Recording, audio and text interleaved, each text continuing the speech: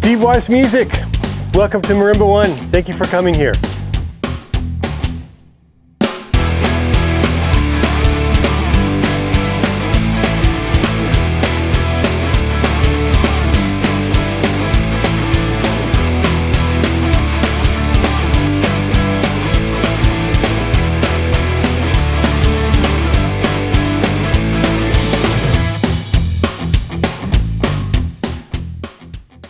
Hey everybody, welcome to Marimba One. I'm Ron Samuels and thank you for being here. And right now you're in our front office here, and let's step into my office. I'll show you a few fun things.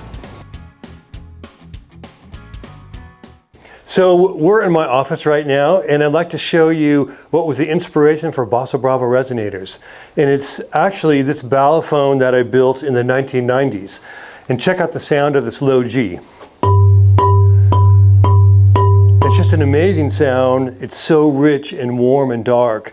And when I made this, I just couldn't believe it because the gourd, it's relatively small, it's pithy on the inside, yet it has this terrific sound. So this whole idea of how could I put this on a marimbas just floated around in my mind for about 10 years.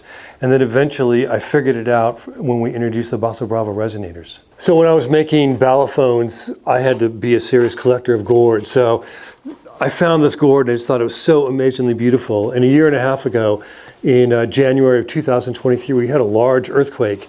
And the only thing that broke was this gourd, I regret to say, but I love this gourd. Back in the early 1990s, I received a phone call from Mickey Hart of the Grateful Dead. And he had me do some work on some of his percussion instruments. And one of the instruments was a pentatonic balafone. And after I did that work, he commissioned me to build him a set of balaphones. And that's when I really learned how to tune gourds and match gourds with marimba bars.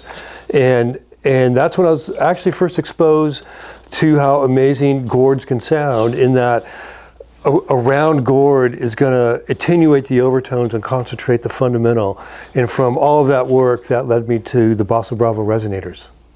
I think we're done with my office here, and now we'll go look at some of our library of Rosewood bars, and from there we'll go into our master Rosewood tuning room where all the bars are selected and voiced for everybody's marimbas.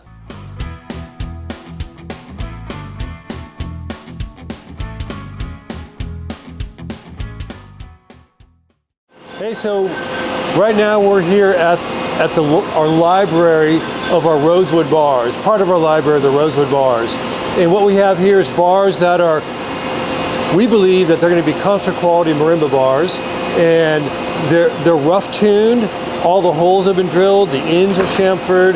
This happens to be a D sharp, and we have all these bars here because to make really great sounding instruments, you need thousands and thousands of bars to select from.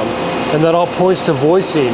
And voicing is such that when you play a marimba chromatically up and down the instrument, it sounds very even and very balanced. There's no standouts, all the bars feel the same, and that's what I believe what really makes it musical.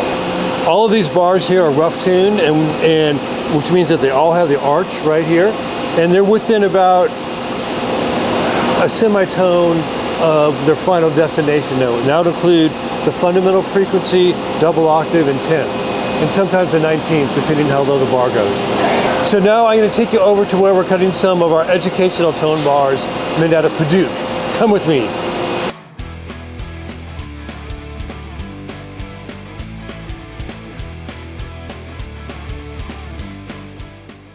Check it out over here. So here we're cutting about 60 of each note right here of all the bars out of Paduke.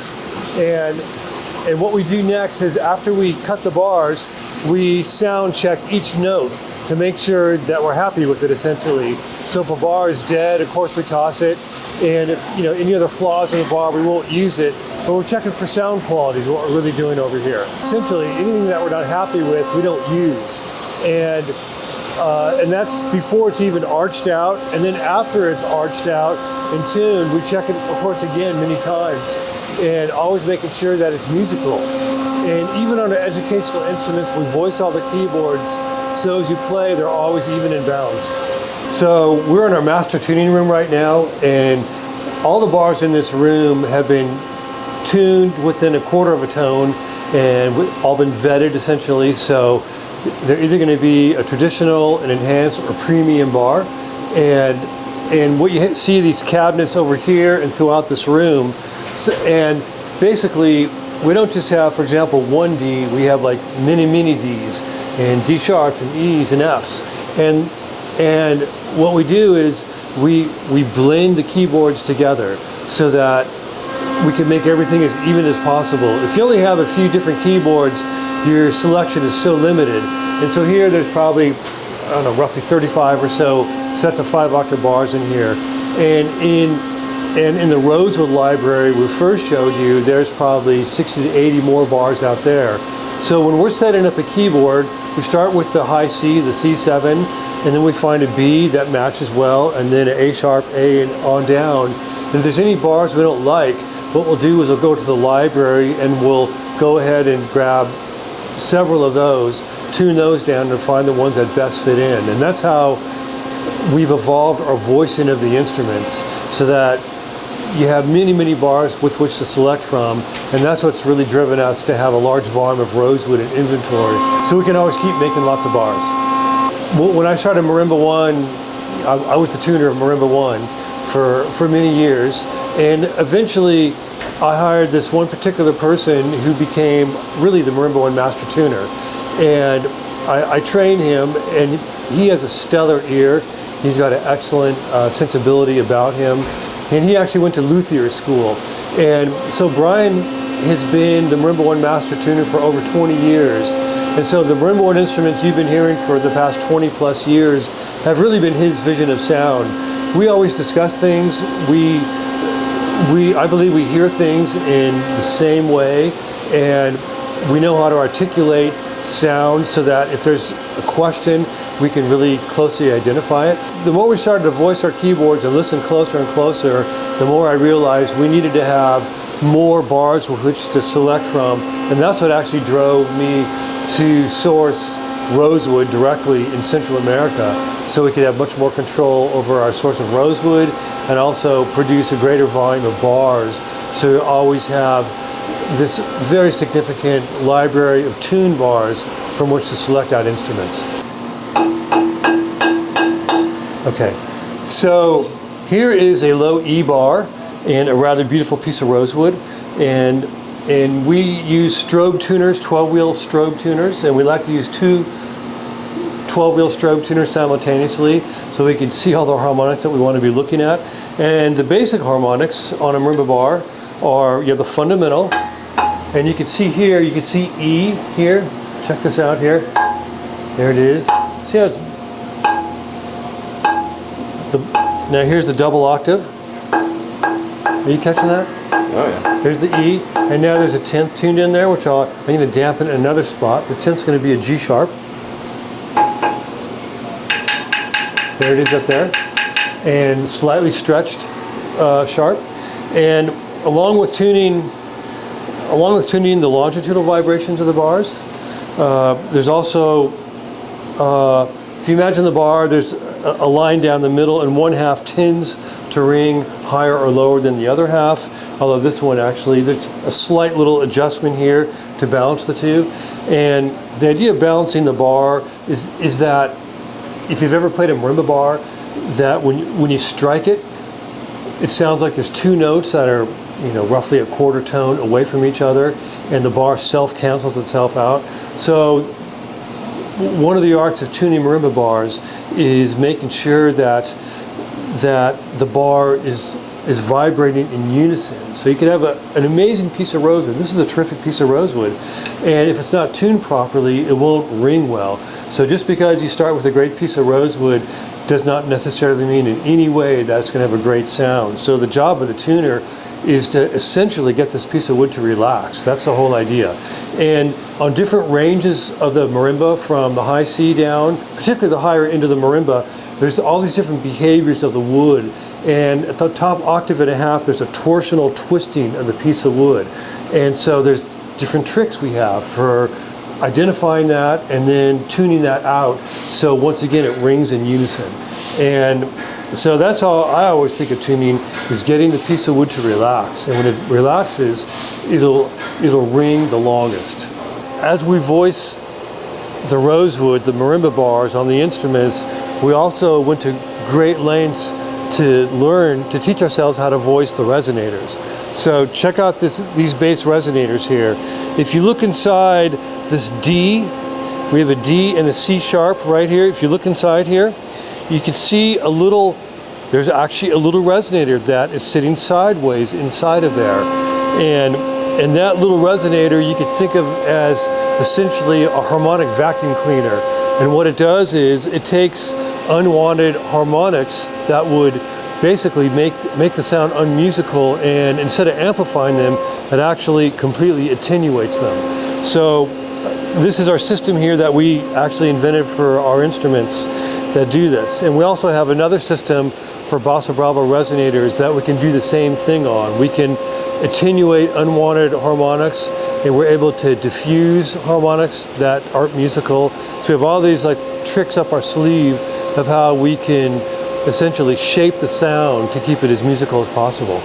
Hey, so since we've got a wave vibraphone right here, might as well talk about it. And we have our magnetic drive system, which we invented early on in our building vibraphones. And what's really great about the magnetic drive is there's no mechanical contact between the motor and the fans. There's magnets that meet up that drive each other around, sort of like old school record players, high quality, where the magnets were used to spin it around instead of a direct drive system. So consequently, it keeps it much, much quieter, which is a really great thing. And the wave vibraphone, it has our easy height adjustment system, which is really terrific. It goes up and down, and we laser engrave tape measures into the end frames. You just lock it in place, and boom, there it is. The wave also has accessory bar on it. This thing is so sturdy and robust. I mean, I'm serious. Seriously, like check it out. This is the diagonal bracing.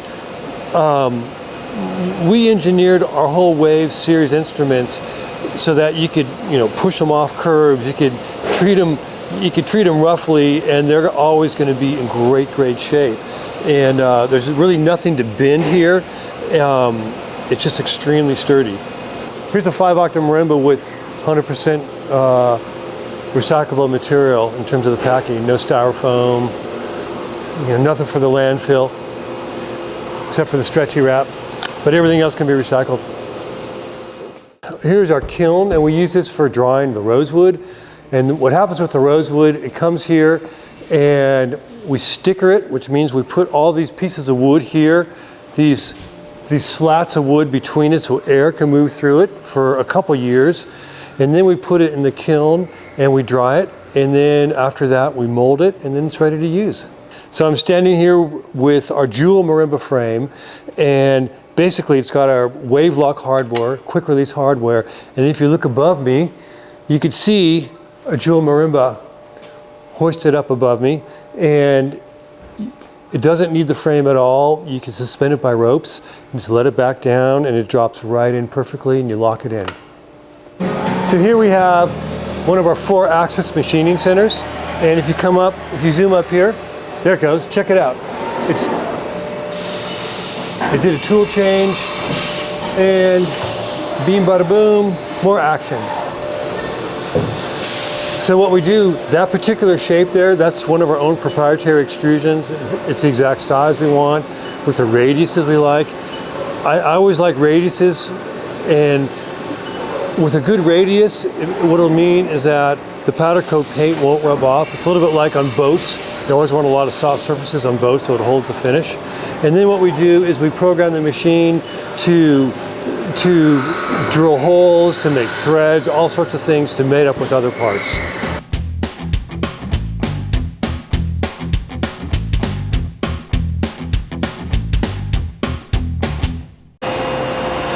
So we are here in Marimba One mallet land, and for our mallets, we make everything ourselves, as with all our instruments. So check out the head here. We injection mold all our own heads, and we have different sizes of heads. We can make them all sorts of different weights and many, many different hardnesses. So it's a vast recipe just for the heads alone. And then when we wrap our mallets, we wrap with 2 different independent yarns that are always 180 degrees opposed to each other. And we individually control the tension on each yarn. And also for the yarns, we can use wool or acrylic, or wool, acrylic. So there's many different ways you can come up with a mallet between tension, yarn, head hardness, and head weight. So you can see here's 3 different sizes of our mallet heads. We have the large one, here's a medium one, here's a small one, and these 2 here happen to be Conrado Moy's signature mallet series. And what we'd like to do is we like to laser engrave, people's signatures on there. And here's a run of Conrado's mallets right now, which will be done in the next day or so. Steve Weiss Music, thank you so much for coming here to Marimba One in Arcata, California, and for filming all this. And if anybody wants any Marimba One products, please go to Steve Weiss Music. They're fantastic people. Thank you.